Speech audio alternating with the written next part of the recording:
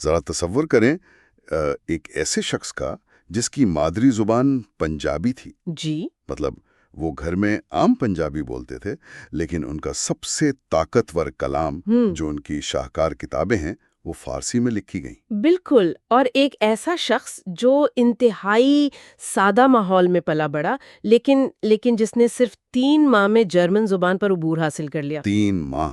مطلب یہ تو حیرت انگیز ہے۔ اور سب سے کمال بات یہ ہے کہ اس شخص کی شاعری نے ایک ایسے ملک میں یعنی ایران میں ایک پورے قومی انقلاب کی بنیاد رکھ دی جہاں وہ اپنی زندگی میں کبھی گئی نہیں تھے۔ واقعی؟ تو آج کے اس گہرے مطالعے میں ہم اسی حیرت انگیز شخصیت کی بات کر رہے ہیں جنہیں پوری دنیا علامہ محمد اقبال کے نام سے جانتی ہے۔ اچھا، یہ شروعات ہی روایتی کہانیوں سے بہت مختلف ہے۔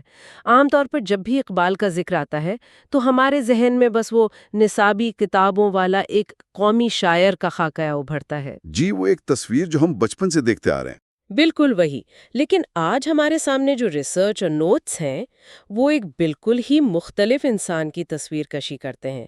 ہمارا مقصد آج محض ان کی وہ روایتی کہانی بیان کرنا نہیں ہے، بلکہ ان کی زندگی کی ان پیچیدہ تہوں کو کھولنا ہے۔ جی، جہاں ایک کشمیری برہمن النسل خاندان کا فرد مغربی فلسفے کی گہرائیوں میں اترتا ہے اور پھر وہی انسان پوری اسلامی دنیا کی بیداری کی سب سے بڑی آواز بن جاتا ہے۔ میں سمجھتی ہوں یہ سفر بہت مسحور کن ہے۔ اور یہی وہ تضادات ہیں جو اس سفر کو دلچسپ بناتے ہیں۔ تو اس کہانی کو سمجھنے کے لیے ہمیں ان کی شروعات کی طرف چلنا ہوگا۔ 1870 میں سیالکوٹ کے اندر ان کی پیدائش ہوتی ہے۔ صحیح۔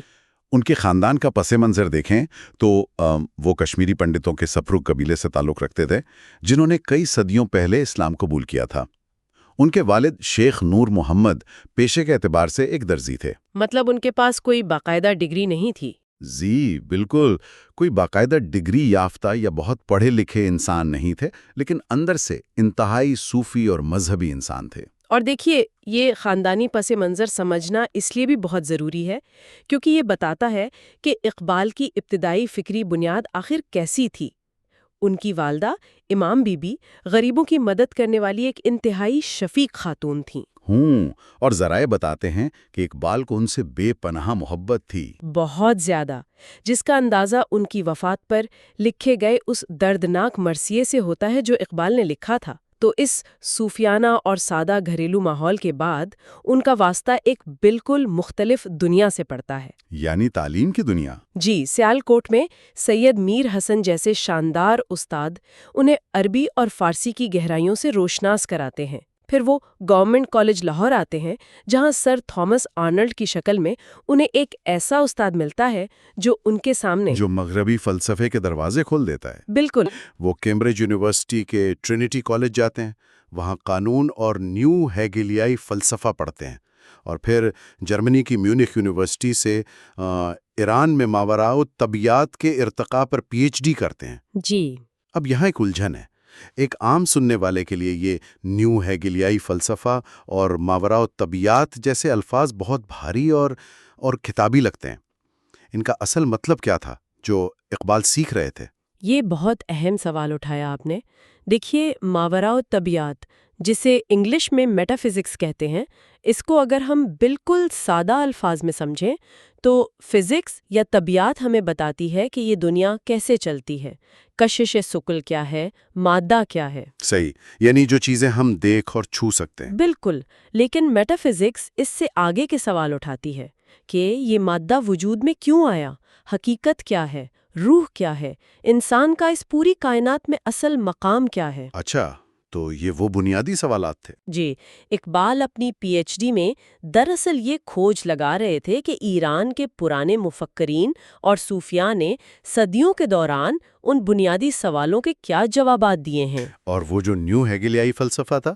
ہاں، جہاں تک نیو ہیگلیائی فلسفے کی بات ہے تو یہ بنیادی طور پر یہ سمجھنے کی کوشش ہے کہ انسانی شعور اور تاریخ وقت کے ساتھ کیسے ارتقا پاتے ہیں اور کیسے مختلف خیالات آپس میں ٹکرا کر ایک نئی اور بہتر سوچ کو جنم دیتے ہیں۔ کیا بات ہے! تو مطلب وہ صرف کتابیں نہیں رٹ رہے تھے، وہ سوچنے کے طریقے سیکھ رہے تھے۔ اور حقائق یہ بھی بتاتے ہیں کہ انہوں نے جرمنی میں گوئٹھے اور نیٹشے جیسے مفکرین کو انہی کی زبان میں پڑھنے کے لیے صرف 3 ماہ میں جرمن زبان پر عبور حاصل کر لیا۔ جی ہاں، صرف 3 ماہ میں۔ یہ کوئی معمولی بات نہیں ہے۔ میں تو ان کے ذہن کو ایک پرزم کی طرح دیکھتا ہوں۔ پرزم؟ وہ کیسے؟ جیسے پرزم میں ایک طرف سے سفید روشنی جاتی ہے اور وہ اسے مختلف رنگوں میں بکھیر دیتا ہے نا، ویسے ہی اقبال کے ذہن میں مشرق کی صوفیانہ سوچ اور مغرب کا جدید فلسفہ دونوں ایک ساتھ داخل ہو رہے تھے، اور وہ انہیں ملا کر ایک بالکل نئی فکری روشنی پیدا کر رہے تھے۔ یہ بہت زبردست تشبیہ دی ہے آپ نے۔ لیکن یہاں میرے ذہن میں ایک الجھن اور بھی ہے۔ 20ویں صدی کی شروعات میں جو بھی ہندوستانی یورپ جاتا تھا، وہ وہاں کی سڑکوں، کارخانوں اور جدیدیت سے اس قدر متاثر ہوتا تھا کہ بس وہیں کا ہو کر رہ جاتا تھا۔ جی، مروب ہو جاتا تھا۔ بالکل۔ تو اقبال نے نیچے کو پڑھا، صنعتی انقلاب دیکھا، تو وہ ایک عام مغربی دانشور کیوں نہیں بن گئے؟ وہ واپس اپنی مشرقی جڑوں کی طرف اتنی سختی سے کیوں مڑ گئے؟ اس کی وجہ یہ تھی کہ اقبال محض عمارتوں کے بیرونی ڈیزائن کو نہیں دیکھ رہے تھے، وہ ان عمارتوں کی بنیادوں کا معائنہ کر رہے تھے۔ اچھا، گہرائی میں دیکھ رہے تھے۔ جی، مغرب میں رہتے ہوئے انہیں شدت سے احساس ہوا کہ صنعتی انقلاب اور مادیت پرستی نے انسان کی مادی زندگی کو تو بے پناہ سہولیات دے دی ہیں، لیکن اندر سے انسان کو ایک مشین کا پرزہ بنا دیا ہے۔ مطلب روحانی طور پر کھوکھلا کر دیا ہے۔ بالکل۔ وہ دیکھ رہے تھے کہ یہ تہذیب روحانی طور پر بالکل کھوکھلی ہو چکی ہے۔ ایک طرف وہ مغربی فلسفے کا مطالعہ کر رہے تھے اور دوسری طرف انہیں مولانا روم کی مثنوی کی صورت میں ایک روحانی علاج مل گیا تھا۔ انہوں نے مغرب کی خامیوں کو پہچان لیا تھا کہ جب آپ زندگی سے اخلاقیات اور روحانیت نکال دیتے ہیں تو صرف طاقت اور پیسے کی دوڑ بچتی ہے۔ کیا بات ہے! اور اسی ٹکراؤ سے، یعنی مغرب کے اس کھوکھلے پن اور اپنی قوم کی غلامی کو دیکھ کر، ان کے اس فلسفے کا جنم ہوتا ہے جسے ہم خودی کہتے ہیں۔ جی ہاں، فلسفے خودی۔ لیکن اس فلسفے کو پھیلانے کے لیے انہوں نے جو طریقہ چنا وہ مجھے بہت دلچسپ لگا۔ ہمارے نوٹس کے مطابق ان کے کل 12,000 اشعار میں سے 7,000 اشعار فارسی میں ہیں۔ جی، آدھے سے زیادہ۔ وہ گھر میں پنجابی بولتے تھے، اردو ان کی پہچان بن رہی تھی، پھر اچانک فارسی کیوں؟ اس کی 2 بڑی وجوہات تھیں۔ ایک تو وہ سمجھتے تھے کہ ان کے جو فلسفیانہ اور گہرے خیالات ہیں ان کو بیان کرنے کے لیے فارسی زبان کا کینوس زیادہ وسیع اور موزوں ہے۔ یعنی خیالات اتنے بڑے تھے کہ عام زبان میں سما نہیں سکتے تھے۔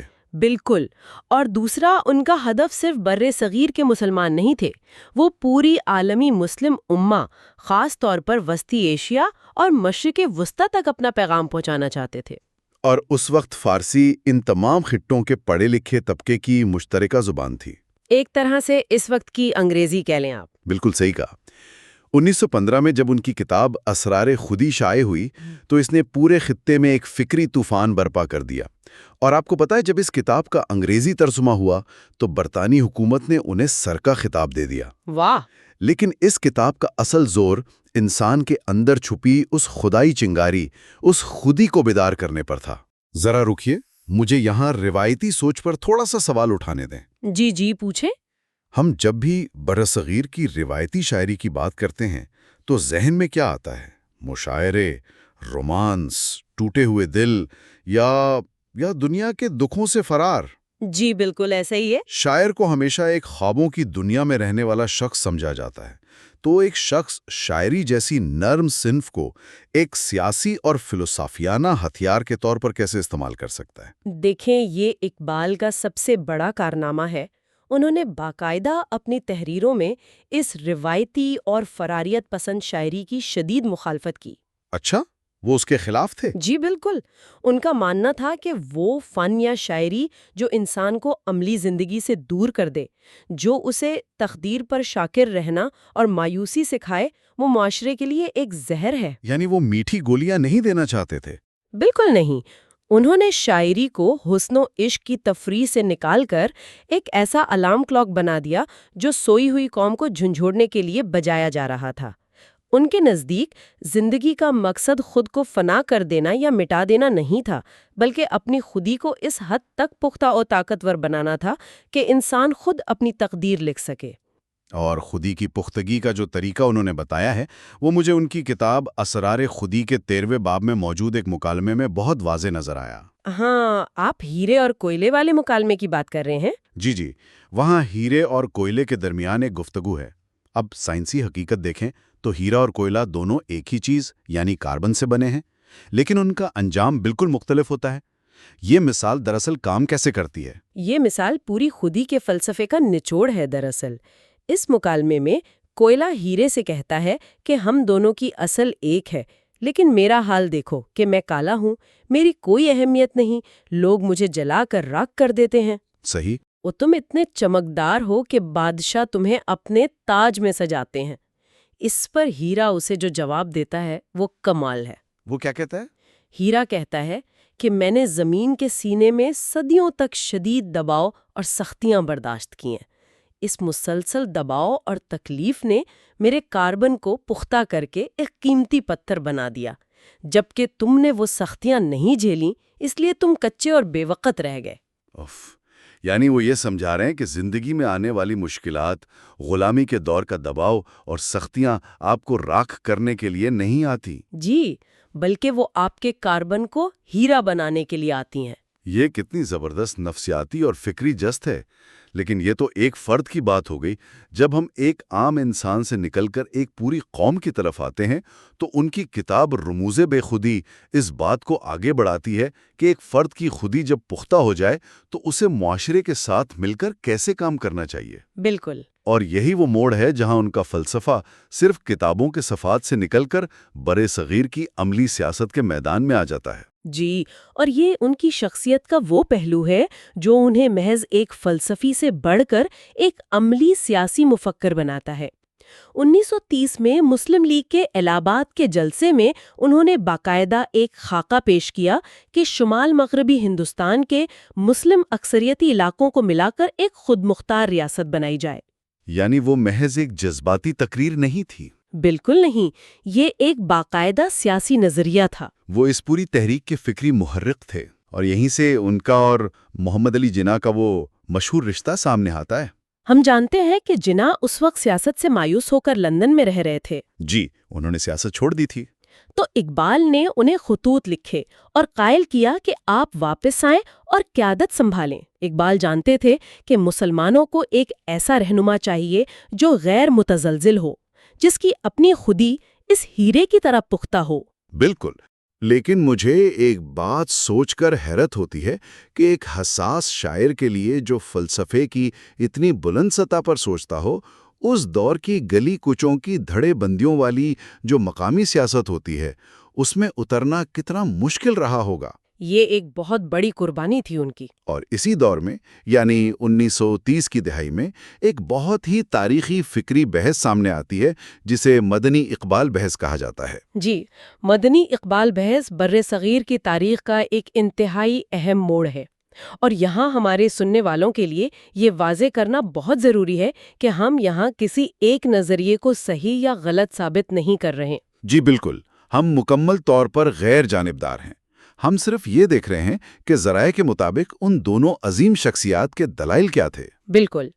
تو حسین احمد مدنی کا موقف یہ تھا کہ ہندوستان کی آزادی کے لیے ایک مشترکہ، کثیر الثقافتی اور سیکولر قومیت کی ضرورت ہے۔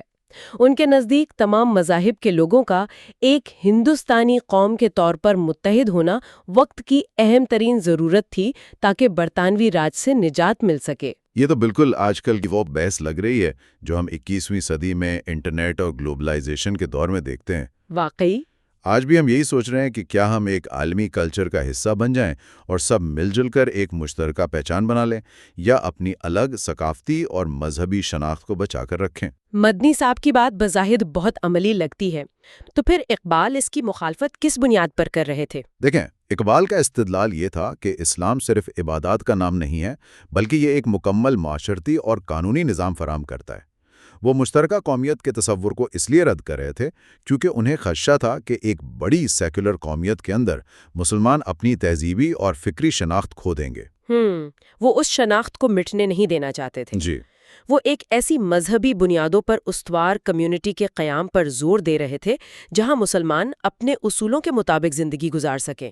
وہ سمجھتے تھے کہ حقیقی تحفظ تبھی ممکن ہے جب آپ کی اپنی ایک الگ سیاسی اور تہذیبی چھتری ہو۔ اور دلچسپ بات یہ ہے جی دلچسپ بات یہ ہے کہ دونوں شخصیات مسلمانوں کا بھلا ہی چاہتی تھیں۔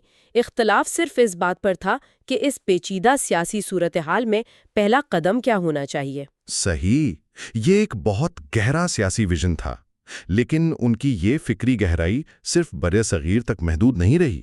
انہیں مشرق کا شاعر کہا جاتا ہے اور اس کا ثبوت ان کا عالمی اثر و رسوخ ہے۔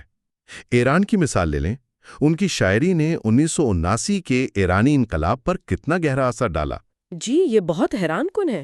مطلب یہ حقائق پڑھ کر رونگٹے کھڑے ہو جاتے ہیں کہ علی شریعتی اور آیت اللہ خامنئی جیسی شخصیات ان سے متاثر تھیں۔ انقلاب کے دوران لوگ سڑکوں پر جمع ہو کر اقبال لاہوری کے نام سے ان کی فارسی شاعری پڑھتے تھے۔ اور وہ وہاں کبھی گئے بھی نہیں تھے۔ بالکل، ایک شخص جو مقامی طور پر پلا بڑھا، اس کی سوچ نے ایک دوسرے ملک کی تاریخ کا دھارا موڑ دیا۔ اور صرف ایران ہی نہیں نا، ان کی فکری رسائی بہت وسیع تھی۔